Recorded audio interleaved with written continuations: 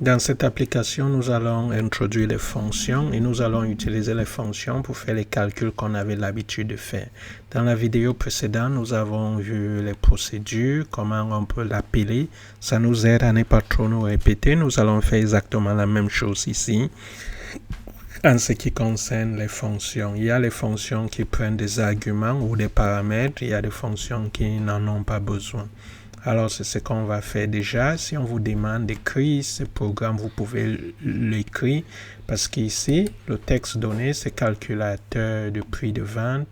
Ça, c'est un label prix de vente. Ça, c'est un autre label pourcentage de remise. Et ça, c'est un autre label. Ici, c'est un autre label, mais à ce niveau, on a donné le name LBL pour label prix vente. Ici, on a donné le name LBL message et pour le rendre ainsi, on va sur auto size, on met fills, border style fixe et à ce niveau, j'ai donné la taille de caractère à 10 semi-bold.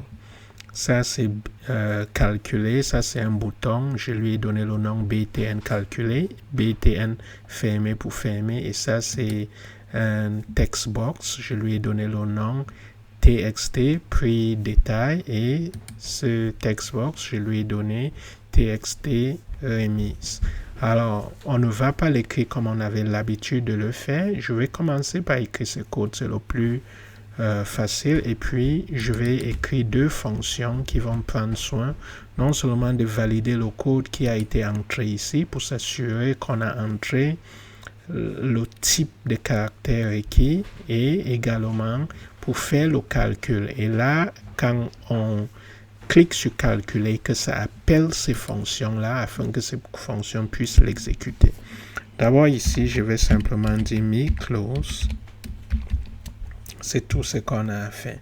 Mais déjà, on va introduire on va déclarer nos variables, les variables que nous allons utiliser. Et on va commencer à utiliser ce qu'on appelle souvent en langage, en programmation objet orienté, l'encapsulation. Donc, je vais utiliser private ici. Ça veut dire que si tu n'es pas dans ce programme, tu n'as pas accès à cette variable. Quelqu'un qui est hors de cette classe n'a pas accès à cette variable. Donc, ça sera private. Je vais dire deck. Ça sera de type deck. Et je vais donner le nom deck détail. As decimal. Vous n'avez pas besoin d'utiliser cette façon que je fais deck. Vous pouvez simplement écrire détail as decimal. Je le fais pour me souvenir que je traite avec quelque chose de type détail. Alors, la deuxième chose, je vais faire également private et je vais donner le taux. Et également ici, je vais utiliser deck taux as decimal pour cette variable. Alors, voilà nos deux variables où on va garder ces deux paramètres que l'utilisateur va entrer.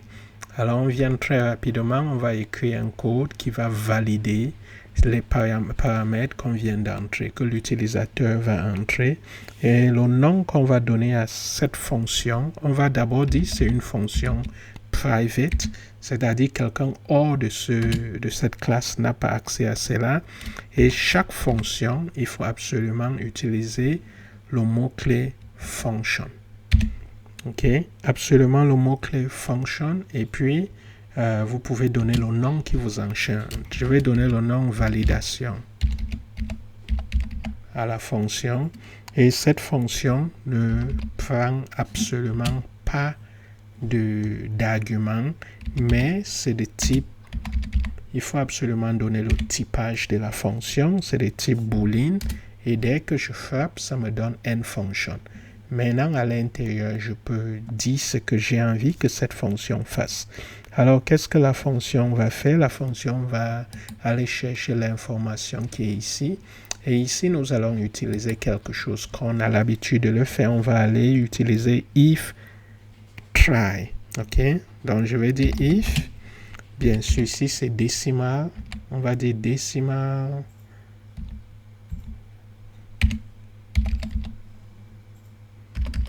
Ça doit être point try pass. Et nous savons que try pass, ça prend deux paramètres. Le premier paramètre, c'est ce qui est ici. Et ici, nous avons txt. Ça, c'est un txt. Ça, prix de détail. Point texte. Le texte qui se trouve à ce niveau-là. Et on veut que ça le place à deck détail.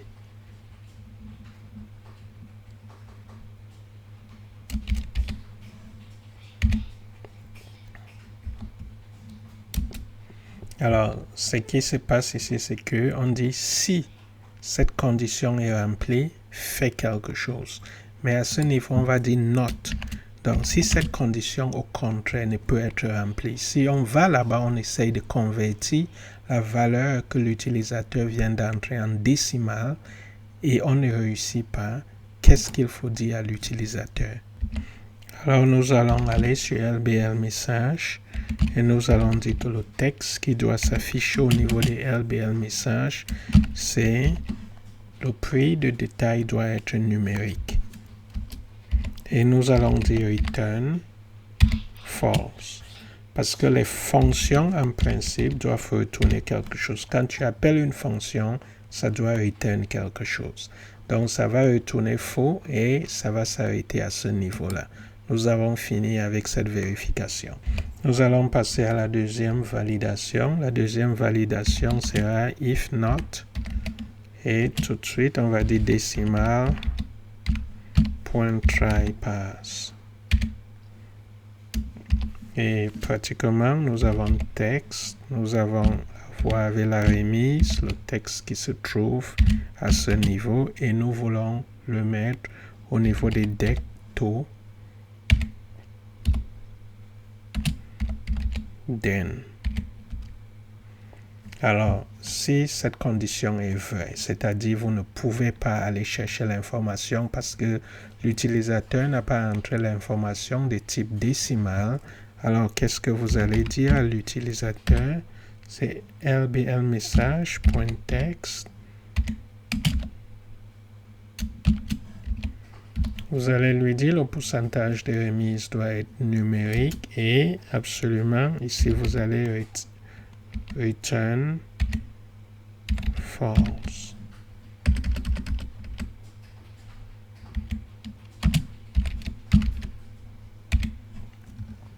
Alors, au cas où ces deux conditions, c'est-à-dire ça réussit à aller chercher l'information, ça ne va pas retourner faux. Ça ne va pas return false, ça ne va pas donner faux. Au cas où ça réussit à faire la même chose ici, ça ne va pas return false. Alors ici, vous allez lui dire tout simplement que puisque les deux ont réussi, return true. Et c'est exigé parce que ici, vous avez dit cette fonction va retourner quelque chose de type boolean. Donc, si vous ne retournez pas quelque chose de type boolean, nous allons avoir des problèmes. Donc, c'est super. Nous avons fini notre fonction de validation. Alors, nous allons voir la fonction qui va faire le calcul. Et on va également utiliser une fonction private. Et on va simplement lui donner calculer. Vous pouvez décider d'être beaucoup plus précis en disant calculer prix de vente. Je peux d'ailleurs le dire prix-vente. OK? Et cette fonction, absolument, pour que ça puisse faire le calcul, ça doit prendre de l'information. Donc, c'est une fonction qui va aller chercher de l'argument et on va utiliser le type byval.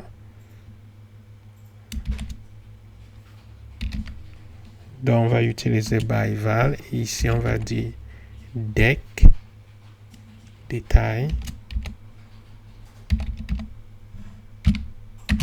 as décimal. Donc, ça sera de type décimal et on va encore prendre un autre byval et le nom sera deck to as décimal. Et là, on a fini avec nos deux et qu'est-ce que ça va retourner comme c'est une fonction?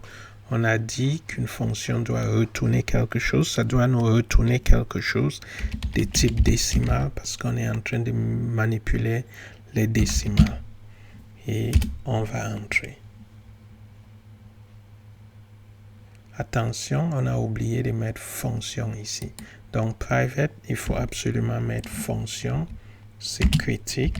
J'ai oublié ce mot-clé.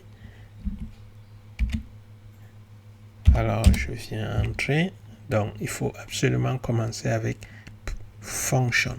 J'ai décidé de mettre private. Vous pouvez mettre public. Vous pouvez mettre static. On va voir ça plus tard quand on va voir les classes. Mais je dis fonction. Ici, j'ai décidé de prendre private. Je donnais le nom. Ça doit prendre des arguments. Alors, je donnais le type d'argument, le nom de l'argument et comment ça doit gérer cet argument. Au lieu de prendre by-ref, j'ai pris by-val et ça doit nous retourner quelque chose. Maintenant, tout de suite, nous allons lui dire comment ça va procéder pour faire le calcul. Alors, d'abord, nous allons déclarer une variable locale. Donc, je vais dire dec prevent as decimal. Et dans ce dec prevent, nous allons calculer vraiment le prix de vente. Le prix de vente est égal à dec détail moins, on va ouvrir une parenthèse, on va dire dec détail, le prix de détail multiplié par dec taux. Donc ça, c'est simplement la formule pour connaître quel est le prix de vente. Vous calculez la remise et vous diminuez ça du prix de détail. Et ça vous donne le prix de vente. Et alors là, nous allons afficher cela à ce niveau. Nous voulons que ça puisse afficher ça à ce niveau.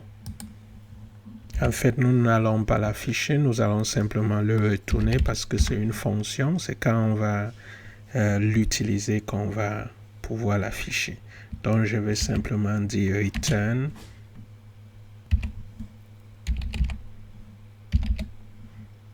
dec prix de vente. Donc, voilà ce que ça va retourner. Quand vous appelez cette fonction exige que vous donnez deux paramètres. Une fois que vous avez donné ces deux paramètres, ça va calculer le prix de vente. Le premier paramètre, parce qu'il faut absolument respecter l'ordre, ça doit être le prix de détail et le deuxième doit être le taux de remise. Ça va faire le calcul et ça va vous renvoyer le prix de vente.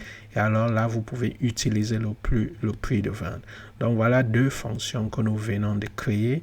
Et nous allons aller double-cliquer sur calculer et nous allons appeler ces deux fonctions pour pouvoir faire nos calculs.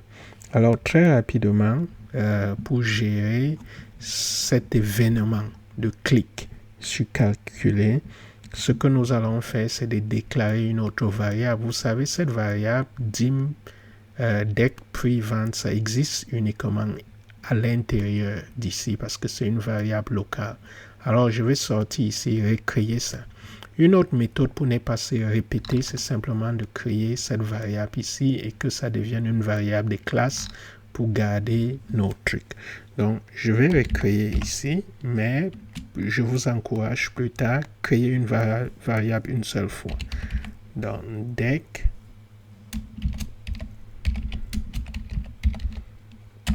prevent as decimal.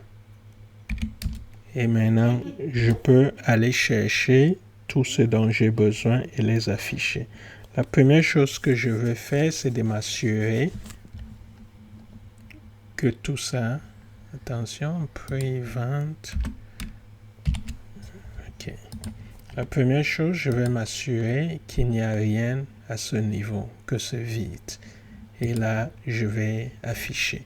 Donc, ce que je vais faire tout de suite, c'est d'abord dire, en fait, je vais afficher, je vais m'assurer que s'il y avait une erreur quelque part, que ça ne s'affiche plus à ce niveau.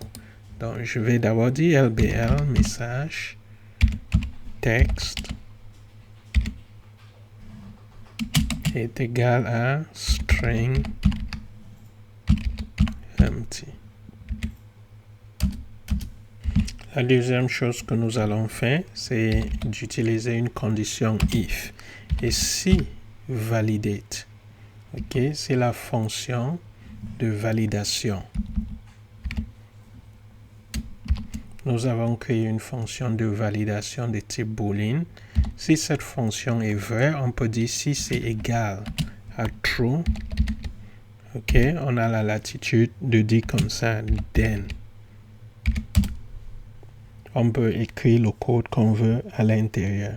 On peut simplement dire deck sale, deck prevent est égal à, on va appeler notre fonction de calculer prevent, et à l'intérieur, on va entrer les deux paramètres. Donc, si ça c'est vrai, on appelle la fonction validation et on dit si ça nous retourne true. Si vous regardez, quand ça réussit à aller chercher tout ça, ça va vous retourner vrai.